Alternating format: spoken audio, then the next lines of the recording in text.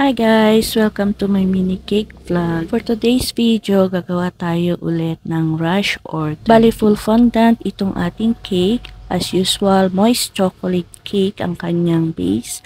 Tapos, chocolate ganache ang kanyang filling. Dahil ang ating cake ay full fondant. Pero kahit na frosting yung ating cake, chocolate ganache pa rin yung nilalagay kong filling. Next video, prepare naman natin itong ating fondant.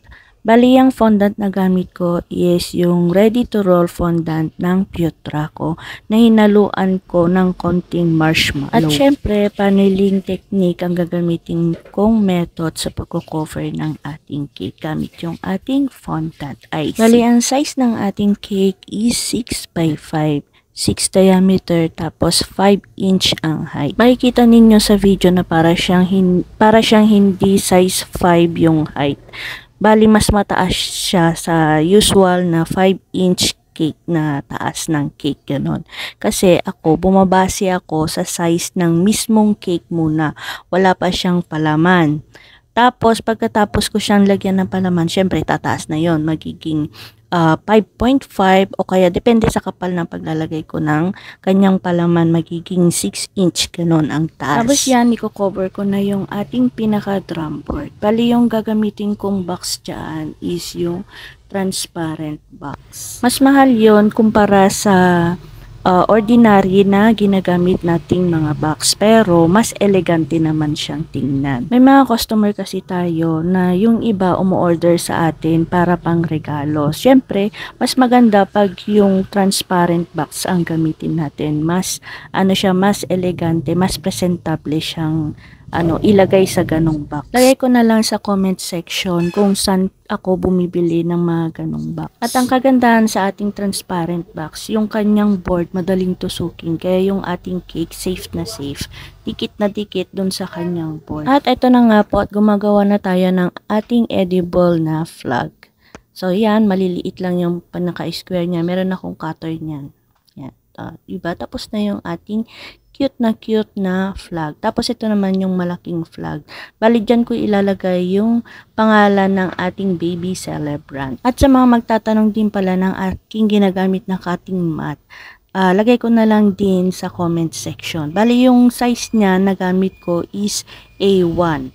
Kaya pasensya na dun sa mga nasabihan ko ng A2. A1 po yan. At ito naman po yung ating letter molder. Bali, pinahiran ko yan siya ng shortening bago ko siya lagyan ng fondant. Bali, yung gamit ko dyan is halong fondant and gum paste. Tapos, bago ko nilagay yung mga letters, doon sa ating flag na yan malaki, pinahiran ko muna yan siya ng tubig. Tubig lang, sapat na. So yan, tapos na, ganun lang kadali. Tapos next video, gagawa naman tayo ng puno-puno. Bali, nag-shape lang ako ng droplet shape na fondant and may halong kunting gum paste, ganun. Tapos, nikat ko ng ganyan, o diba, pa-fly away yung pagkakat ko ng kanyang design, ganyan, o diba, ganyan lang yun.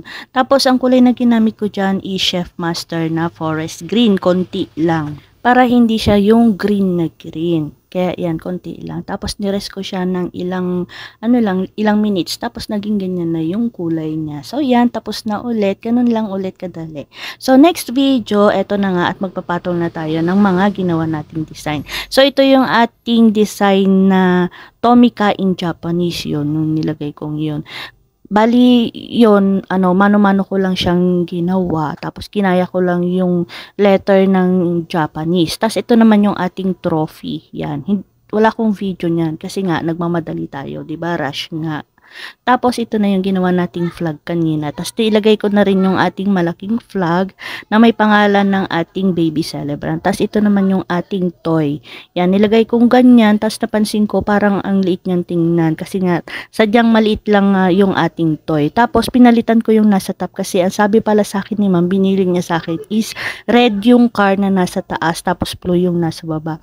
So, yan yung ating tree. Lalagay na rin natin dun sa harap ng ating cake. So, ito na nga po ang ating finished product, o diba, parang andali nating ginawa pero napakabusisi niyan kasi may maliliit yang detalye, lalo na yung ating Tomika in Japanese na pinaka logo niya dun sa harap ng cake.